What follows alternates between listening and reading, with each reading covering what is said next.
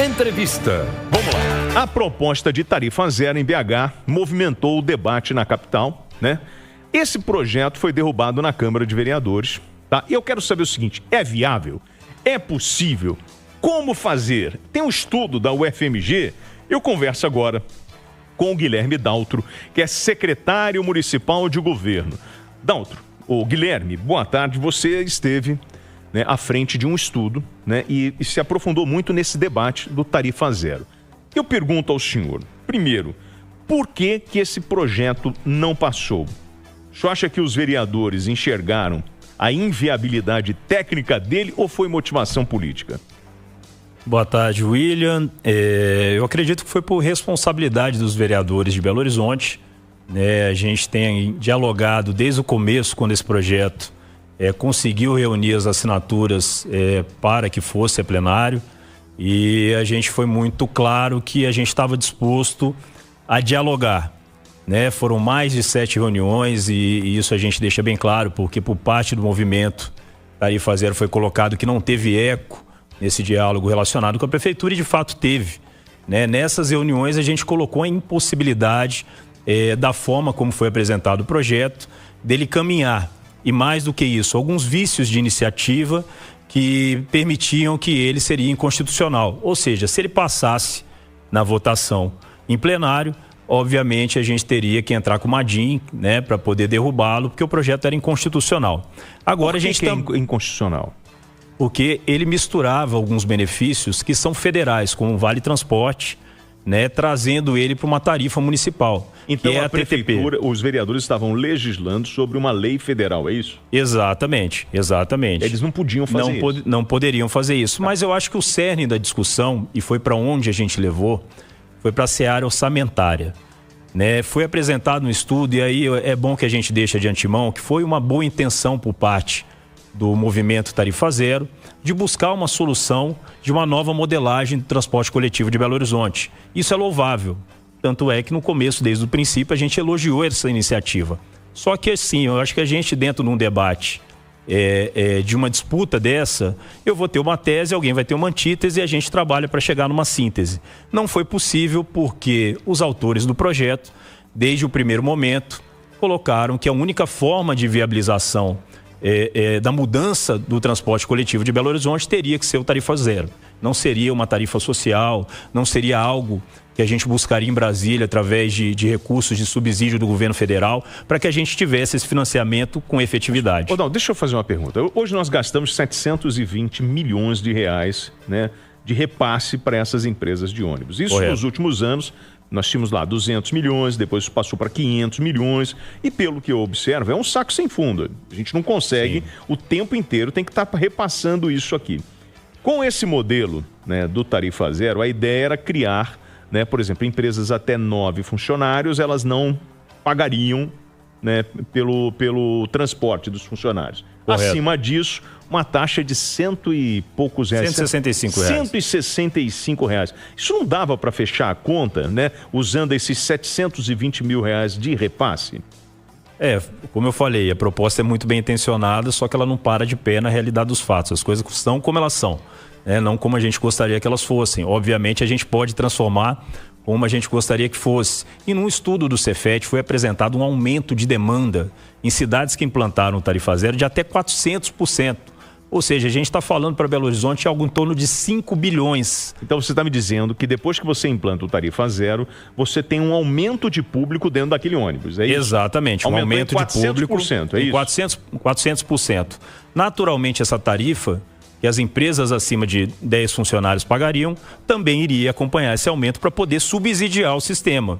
Se essas empresas, e isso é um levantamento nosso, da Secretaria de Planejamento, que previa, já que não havia uma sanção no projeto para inadimplência, previa que teria uma inadimplência em torno de 70% desse valor. Essa conta sobraria para alguém. E como eu falei, coloquei em outras entrevistas e reitero, dinheiro não brota de combustão espontânea, ele somente muda de lugar. Se porventura isso recaísse sobre as contas da prefeitura, a gente teria que tirar dinheiro da saúde, teria que tirar dinheiro da educação. Eu acho que as pessoas de Belo Horizonte reconhecem o trabalho que é feito hoje através dos centros de saúde PPP, das EMEIs de PPP, e a gente teria que, obviamente, num contexto desse, de ter que subsidiar ainda mais e colocar mais recurso público para poder subsidiar o transporte coletivo. Naturalmente. A gente não tem cidade que está funcionando tarifa zero? Temos cidades, sim. Me dá um exemplo, vamos lá, do que vocês pegaram cidades... e falaram assim, ó, aqui foi legal. Vamos dar um exemplo, inclusive até conversei com o prefeito de Calcaia. Calcaia, fica onde Calcaia? Calcaia fica próximo a Fortaleza, na região metropolitana de Fortaleza. É uma cidade muito bonita, inclusive falei isso pro prefeito, falei, olha, tem a praia de Cumbuco, adoro Calcaia. Só que Calcaia, lá tem o porto de Pecém. Então eles recebem um royalty da exploração do porto de Pecém, que aí sim é um recurso que ele pode fazer esse tipo de política subsidiada. Belo Horizonte sobrevive de ISS e IPTU. Para as pessoas só entenderem, traduzindo em miúdos isso, ISS é imposto sobre serviço de qualquer natureza, né? Essa é a base da arrecadação de Belo Horizonte. Belo Horizonte não tem exploração mineral, né? Ainda mais agora com o prefeito Álvaro Damião também querendo encerrar definitivamente a exploração mineral na Serra do Curral. Então a gente sobrevive desses impostos. As cidades que recebem imposto da exploração mineral, que recebe imposto de royalties de petróleo, que recebe imposto de royalties de portos. Essas cidades têm uma receita per capita muito maior do que a de Belo Horizonte. Sim. E aí pode fazer a implantação. E assim, só para deixar claro, Calcaia tem 400 mil habitantes, né? Foi implantado em Calcaia o tarifa zero. Fortaleza, que tem uma população muito parecida com Belo Horizonte, não foi implantado. Então, assim, eu acho que é sintomático. Não abraçaram isso. Não abraçaram por conta dessa falta de sustentabilidade a médio e longo prazo. Agora, nas cidades onde você tem implantando o tarifa zero, aumentou o número de passageiros e provavelmente dos municípios vizinhos. Por exemplo, se você coloca aqui em Belo Horizonte, a região metropolitana acaba usando o serviço mesmo sem morar na cidade, é isso? Correto. Isso daí seria outra questão complexa que a gente gostaria que a gente apresentou para as pessoas autoras do projeto Tarifa Zero, que na verdade a gente tem que trabalhar pela melhoria do transporte coletivo e a integração com o transporte metropolitano, né? Hoje a pessoa sai com 5, 6 cartões no bolso para poder fazer a sua baldeação vindo do interior, né? Vindo da região metropolitana, trabalhar em Belo Horizonte. E isso foi proposto desde um começo para que a gente tivesse uma visão mais ampla de toda essa questão do transporte coletivo, né? E desde o começo foi colocado para a gente que o formato que seria válido somente seria o tarifa zero. Conversar. Não quiseram ceder. Minha campanha política é essa e não vou conversar. Exatamente. Deixa eu te falar uma coisa. Assim a gente paga 720 mil, né? Para poder fazer o sistema passagem ficar a 5,75. Eu lembro, em algum momento, quando a gente falou desse aumento, ou desse reajuste para 5,75, que sem esse subsídio da prefeitura de 720 milhões de reais, a passagem passaria para R$10, é isso mesmo? Exatamente, esse é o cálculo que a gente faz, né? E é bom que se diga de maneira muito clara que todo o sistema de transporte coletivo no mundo inteiro é deficitário. Então ele tem que sobreviver. O Estado tem que... O metrô de Nova York, que eu acho que as pessoas têm como exemplo, ele dá um déficit de 15 bilhões de dólares por ano. De prejuízo? De prejuízo. Então, obviamente, a prefeitura de Nova York, né, paga juntamente com o governo de Nova York, paga por isso. Agora, com essa história de aplicativo, os ônibus não estão sofrendo muito? Aplicativo de moto, essas coisas, não deu um prejuízo na turma do ônibus? E eles também não estão berrando em função disso? É justamente o que a gente quer construir, dialogando, e aqui eu já posso anunciar de antemão, a criação de um comitê com pessoas que têm pós-graduação, que conhecem de mobilidade urbana, em um projeto sustentável de tarifa social. E por que a gente vai fazer isso? Porque, de fato, a gente entende que cada caso é um caso. O sistema de transporte coletivo de Belo Horizonte vem perdendo a cada dia passageiros. Por quê? Porque o cidadão que mora no bairro Concórdia, trabalha na Afonso Pena, ele deixou de vir de transporte coletivo. Ele passou a usar o Ubermoto. Porque a tarifa 5,65, obviamente ele vai pagar 6,50 no Ubermoto. E esse passageiro que dava lucro à empresa de ônibus, porque ele percorria uma pouca distância. O passageiro que percorre uma distância maior, de 30, 40 quilômetros, esse dá prejuízo. E no equilíbrio orçamentário da empresa acabava valendo a pena.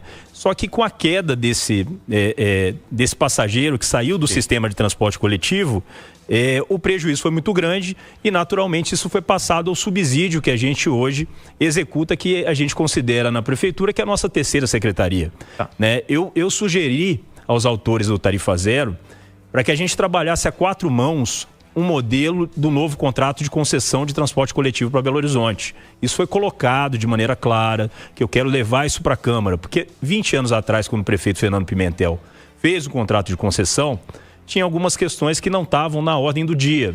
Por exemplo, a gente está indo agora à China para ver a parte de eletrificação, que é o primeiro passo para ônibus autônomos. Hoje o passivo maior das empresas de ônibus é o passivo trabalhista. Né? Então a gente tem que estar na vanguarda das boas soluções e por isso anunciamos esse comitê para que a gente tenha efetividade com pessoas que têm expertise na área, o Cefet, especialista em mobilidade urbana, o ex-secretário de mobilidade urbana de Porto Alegre, enfim. A gente vai trabalhar nesse sentido. Você está falando para mim que não dá para colocar o tarifa zero. Aí você vai falar assim, mas a gente vai criar um comitê para fazer a tarifa social. E como é que você vai pagar essa conta? Essa tarifa social a gente pensa e já tem uma sinalização do governo federal. O prefeito Álvaro Damião teve com o presidente Lula, o questionou a respeito dessa situação. Estamos encontrando eco no governo federal, nesse subsídio, no aporte do governo federal para que a gente possa, em algumas camadas da população, CAD único, BPC, né, mães atípicas, que a gente possa, hoje a mãe atípica ela já tem um tarifa zero, só que ela tem só quando ela circula com a criança. A gente quer estender para que ela possa ter o tarifa zero, porque ela deixa a criança na escola e quando ela retorna, ela tem esse benefício também. Então essa extensão a gente consegue executar e eu acredito que a gente vai ter essa parceria do governo federal para poder executar. Bom, então o que a gente pode esperar é um comitê para analisar, né, a situação do transporte, falar dessa mobilidade. Sim. Agora eu solto um desafio para o senhor. Se o senhor conseguir um número de motos e carros que estão a serviço do aplicativo no estado de Minas Gerais, ou melhor, na cidade de Belo Horizonte, em tempo real, o senhor ganha uma medalha com o melhor secretário do ano ou do planeta. Porque ninguém sabe, né? Ninguém sabe. Eu acho que a mentira contada 1000 vezes relacionada à caixa preta da BH Trans, que depois abriram e não encontraram nada. A BH Trans é uma empresa que foi modelo de gestão de trânsito para o Brasil inteiro durante muito tempo. Na verdade, a caixa preta são dos aplicativos. Né? A gente tem que entender de fato, né, o formato como isso é construído, a precarização do trabalho que isso envolve, principalmente relacionado ao Uber Moto. Né? É um desafio muito grande para quem toca Uber Moto, o perigo diário desse trânsito caótico que a gente vive em Belo Horizonte e, obviamente, poderia ser minorizado se a gente trouxesse de volta o passageiro do transporte coletivo. Bom, eu queria agradecer neste exato momento, né, o secretário municipal de governo, o Guilherme Dalto, falando sobre o tarifa zero.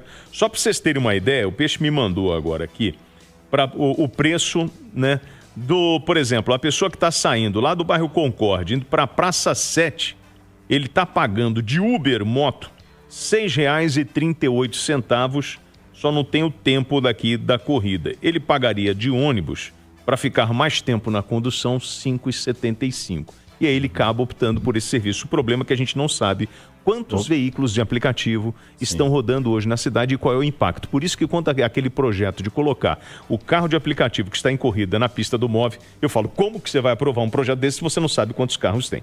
Secretário. William, muito obrigado. Tá? Eu gostaria só de fazer um parênteses rapidinho aqui, sim, William. Durante esse processo dessa discussão nas últimas semanas, foi uma discussão muito acalorada e a gente entende. Colocaram influencers, atores globais, cantores, para pressionar os vereadores no sentido de dizer que eles não seriam reeleitos nunca mais se porventura votassem contra o projeto. Eu quero dizer a vocês, deixar bem claro, que quem vai resolver o problema de mobilidade urbana somos nós. Que a gente não aceita uma celebridade do Rio de Janeiro dizer que o vereador do Pindorama, que faz um trabalho social, não será reeleito, que o vereador da causa animal não será reeleito. Isso é inadmissível dentro da política nossa aqui, Belo Horizontina. A gente tem um prefeito que ama a cidade, que andou de ônibus até os 30 anos de idade e que tem o total interesse na melhoria da qualidade do serviço e num projeto que seja sustentável de tarifa social. Eu, secretário, na boa, e vereador não pode ser frouxo, não pode ser aquele político refrigerante, né? Que bota uma pressão, ele estoura logo. Não, ele tem que segurar o rojão e tem que lutar pelo que é bom para a cidade. Queria agradecer mais uma vez aqui o secretário municipal de governo, Guilherme Daltro. Obrigado, Muito obrigado. Um abraço, junto, ótima tarde para você.